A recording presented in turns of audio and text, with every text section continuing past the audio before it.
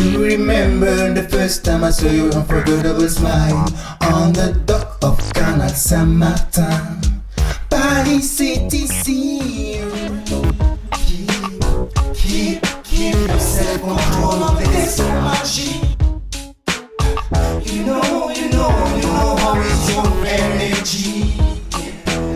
CHGR radio, positivity like boss. Boss move, self-control, then remind.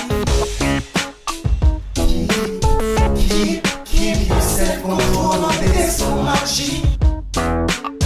You know how it's your energy.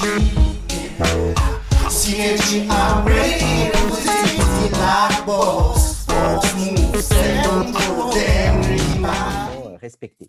Donc, sur l'axe de la largeur de la participation, évidemment, voilà, plus on va aller vers l'implication du citoyen, plus on va pouvoir dire qu'on est dans des évaluations participatives poussées, voire des évaluations citoyennes.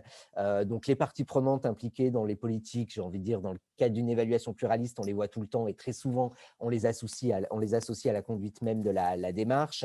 La société civile organisée, ça se fait également, ou des représentants d'usagers assez classiquement. Et c'est vrai que quand on va chercher directement le bénéficiaire final, voire le citoyen en général, là, on est sur des démarches qui sont un peu moins courantes, il faut quand même le reconnaître. Peut-être juste une petite précision sur la différence entre bénéficiaire et citoyen. On ne va pas être tout à fait dans la même approche. C'est-à-dire que le bénéficiaire, il reste une partie prenante finalement de la politique publique qui est évaluée. Il en est le bénéficiaire final, il en touche quelque chose et en tant que bénéficiaire, en tant qu'usager, il va avoir un regard particulier. Si on va chercher le citoyen, et qui peut être la même personne, hein, puisque le bénéficiaire est aussi un citoyen, là on va être sur un questionnement beaucoup plus large, d'intérêt général, enfin voilà, la vision du citoyen sur un objet de politique publique. On reviendra dans les exemples sur derrière aussi toute cette question de la largeur de la participation, des enjeux classiques qu'on rencontre dans les évaluations participatives, de mobilisation des publics. Voilà, comment on les touche, comment on les inscrit dans une démarche, comment on va chercher des publics diversifiés et donc les plus éloignés. Voilà, et selon des modalités diverses, on va vous en montrer quelques-unes, mais ce n'est pas propre à l'évaluation participative. En réalité, ça, c'est des enjeux propres à la participation citoyenne. Sur l'axe de la profondeur, j'ai repris ici les 4 étapes classiques d'une évaluation, sa structuration pour poser un référentiel, la collecte de données, leur analyse et puis la phase entre guillemets de jugement. Là encore, de manière assez schématique, mais on peut imaginer cette place des parties prenantes, cette place des citoyens dans la conduite de la démarche même d'évaluation, en réalité, à géométrie variable et à plusieurs étapes.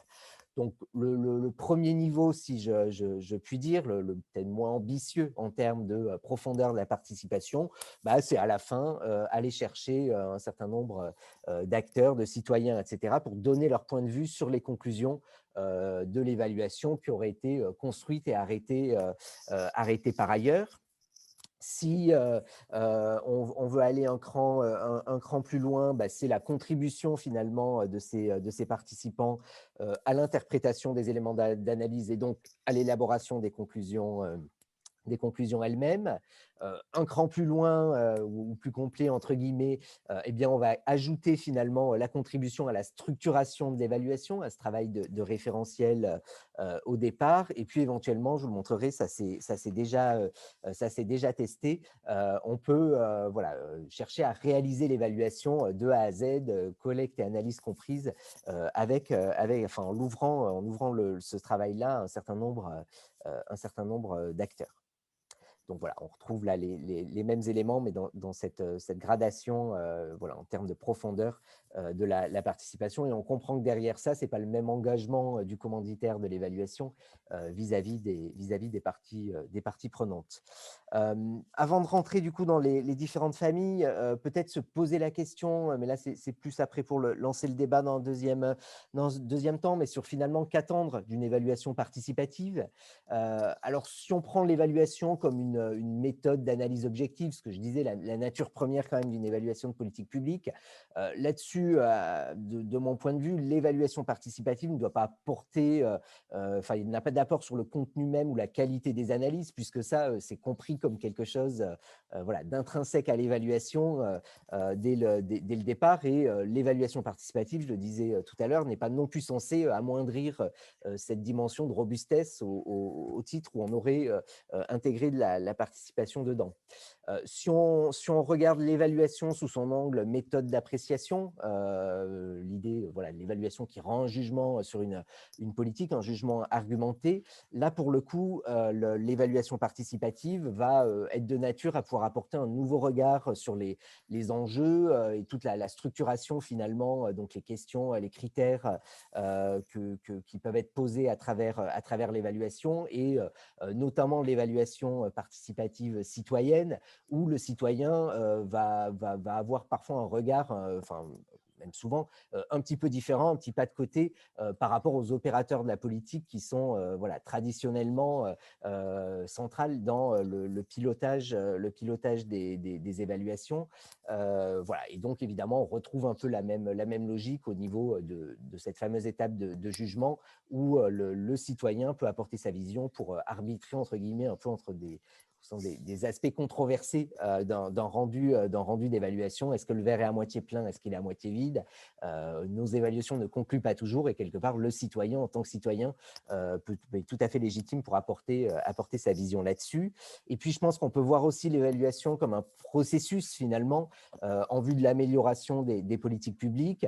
Et là, l'évaluation participative comme processus également va permettre d'inscrire une dynamique un peu différente d'une évaluation pluraliste ou d'une évaluation experte qui est moins ouverte et où on ne donne pas le même rôle aux différents acteurs. Donc ça, c'est, je trouve, quelque chose qui est souvent, qu'on observe quand même souvent dans les démarches d'évaluation participative. Et puis, ça contribue aussi à la légitimisation voilà, de tout le travail mené, et donc aux décisions qui en découlent derrière. Donc voilà, c'était pour poser quelques éléments un peu de cadrage. Très rapidement, pour ne pas être trop long, et Bénédicte, tu m'arrêtes s'il y a des questions dans le chat ou je n'ai pas trop surveillé. Voilà, vous dire que après, si on passe dans la dimension concrète, pragmatique, empirique des choses, ces évaluations participatives, elles peuvent prendre des formes très diverses. Et je me suis essayé à l'élaboration d'une petite typologie en reprenant finalement mes deux axes, la largeur de la participation, jusqu'où je cherche à avoir voilà, une diversité d'acteurs, à aller vers jusqu'au citoyen finalement final, et puis la profondeur de la participation dans l'évaluation, jusqu'où j'implique finalement mes parties prenantes dans l'élaboration de la démarche même. Donc, j'en ai tiré un peu trois grandes familles. La première, alors pour aller un peu plus vite, je ne rentrerai pas de manière très détaillée dans des exemples à ce stade-là, mais on pourra les creuser éventuellement par la suite. La famille des évaluations partenariales, où du coup, le principe, c'est de concevoir et mener l'évaluation avec les partenaires clés finalement d'une politique, mais en allant au-delà voilà, du fameux comité de pilotage un peu grande messe. Voilà, pour vous donner un exemple vraiment en 10 secondes, ça peut être ce cas-là de l'évaluation partenariale d'un contrat vert et bleu, par définition une politique partenariale. Et pour cette collectivité, on avait regroupé un groupe de partenaires voilà, associés au contrat, à la politique biodiversité elle-même, et on les a fait travailler sur différentes séances pour élaborer le référentiel d'évaluation, et puis structurer, se partager les rôles pour la collecte et l'analyse des informations, et imaginer tout un processus pour l'évaluation voilà, dans ce cercle d'acteurs-là du contrat au fur et à mesure de sa réalisation. Donc, je ne rentre pas dans le détail de comment on a travaillé, mais voilà, c'est pour faire simple, 3 ateliers de travail pour poser ce cadre-là et définir de manière participative avec ce cercle d'acteurs un référentiel d'évaluation l'évaluation. Donc, vous voyez, avec des temps de travail, de choix des questions, d'identification collective, des questions clés à poser à l'évaluation, et puis leur définition laborieuse, j'ai envie de dire, comme on le fait dans toute évaluation. Une question, quels critères derrière et quels indicateurs pertinents, réalistes en termes de renseignements, etc. Donc voilà, tout un travail qui avait été fait et à la fin, un vrai référentiel d'évaluation pour le coup qui a été arrêté avec y compris un protocole de collecte et de mise en œuvre derrière. La deuxième famille de ces évaluations participatives, je l'ai appelée la famille des évaluations concertées, où j'élargis au-delà des acteurs opérateurs finalement et associés à la politique publique, des représentants des usagers ou des bénéficiaires de la politique, et éventuellement en allant jusqu'à confier quelque part l'évaluation à ces acteurs-là, plus ou moins, des collectifs plus ou moins autonomes. Donc, ça peut être, pour être un peu concret, cette évaluation d'un plan de déplacement urbain pour une grande métropole. Le principe du commanditaire, c'était de dire, finalement, on voudrait avoir un regard pluraliste, diversifié sur la politique de mobilité que l'on a menée, mais que par ailleurs, on a bien documenté. C'est-à-dire qu'on a plein d'informations sur qu'est-ce qu'on a fait en 5 ans, qu'est-ce que ça a produit, comment les… Voilà, c'est pas la matière qui manque, mais ce qu'on voudrait, c'est un regard qui soit pas que notre regard finalement technique. Et du coup, un panel d'acteurs de la société civile avait été élaboré, mais en faisant l'effort finalement d'aller chercher des acteurs qui n'étaient pas des interlocuteurs réguliers de la métropole sur ces questions-là, pour avoir un peu ce pas de côté et ce décalage avec la discussion classique que la métropole pouvait avoir avec les partenaires réguliers de sa politique, et avec un format assez réduit, une douzaine de participants, pour être dans un processus très délibératif et qui produit finalement un avis. Donc là aussi, différentes séances de travail qui reprenaient finalement un peu toutes les étapes types d'une évaluation, avec un temps d'appropriation complément d'un référentiel d'évaluation.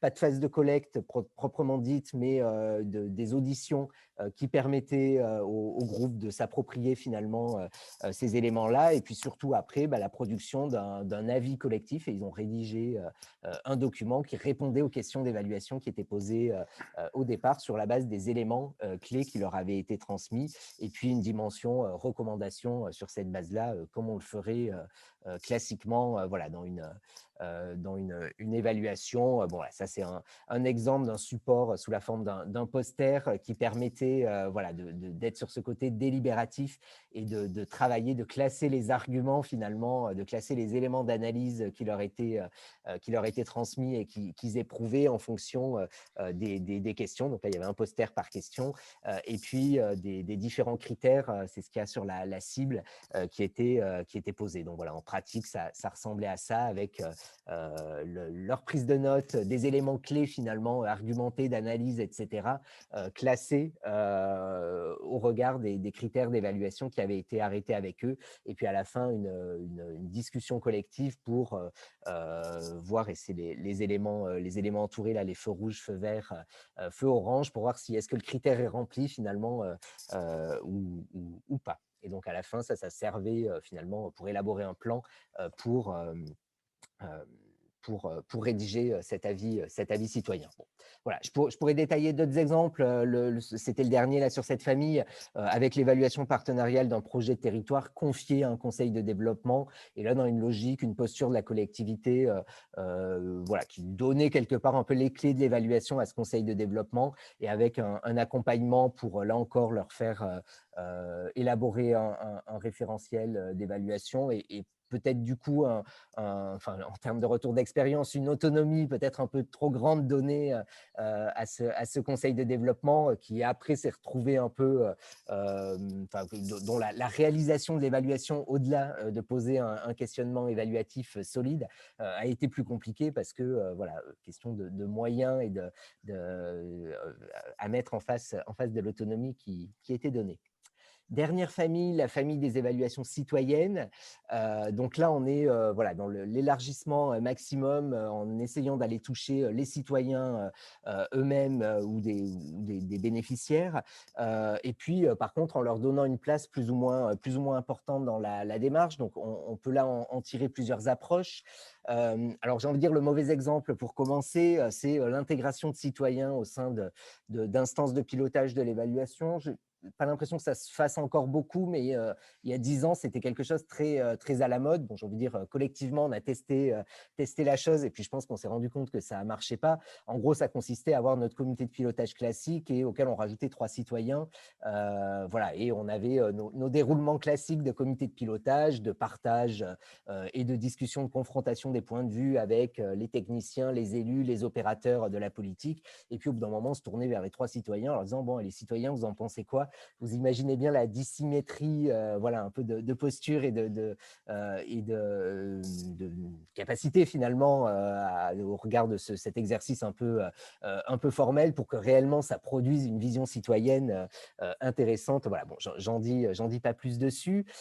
Une autre approche qui du coup en découle un peu mais est beaucoup plus intéressante, c'est la mise en place d'instances citoyennes miroirs, des instances de pilotage. Donc, vous avez votre comité de pilotage classique, j'ai envie de dire, et puis à côté, vous créez un comité citoyen qui a un peu le même rôle, c'est-à-dire de porter un regard sur le travail d'évaluation qui est mené. Mais là, vous avez un groupe de citoyens plus conséquents qui sont entre eux et que vous accompagnez pour pouvoir s'approprier finalement tous les éléments et pouvoir apporter un vrai point de vue.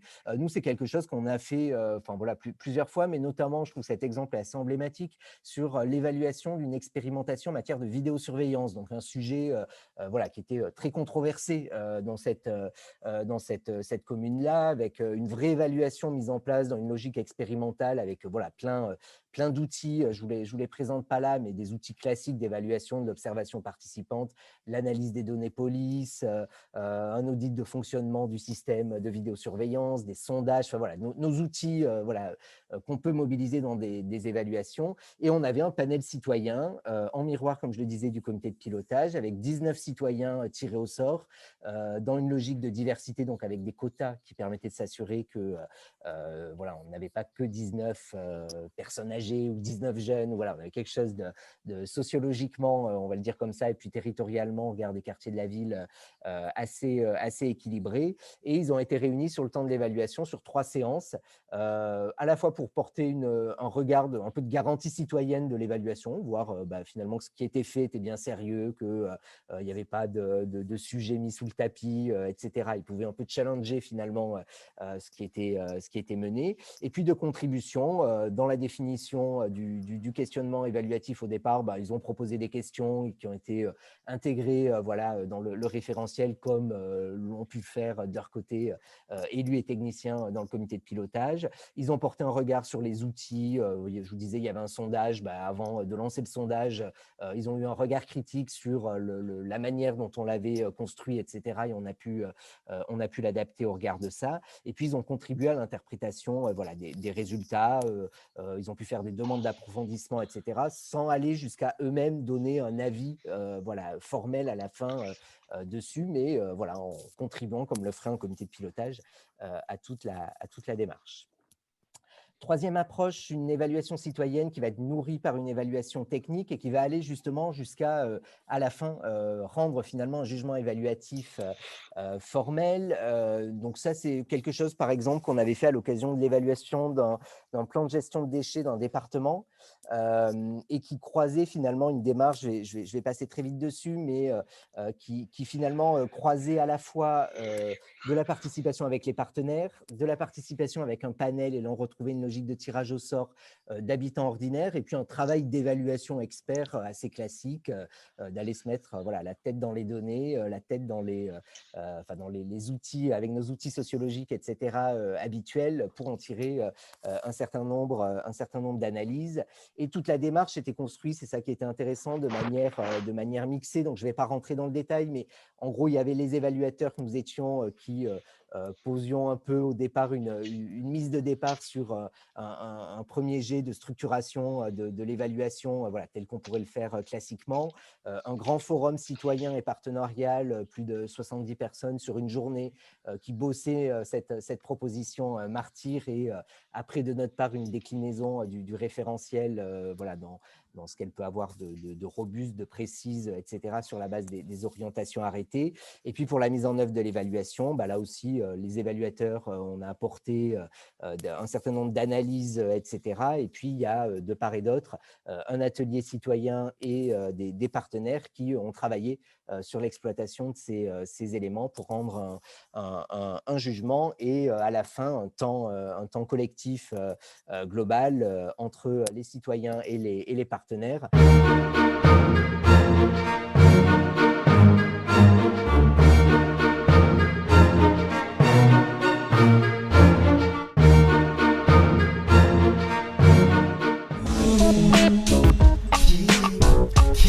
Keep yourself control of this magie. You know how it's your energy. Synergy already positive like boss. Boss move, self-control, then revive. Keep yourself control of this magie. You know how it's your energy. Synergy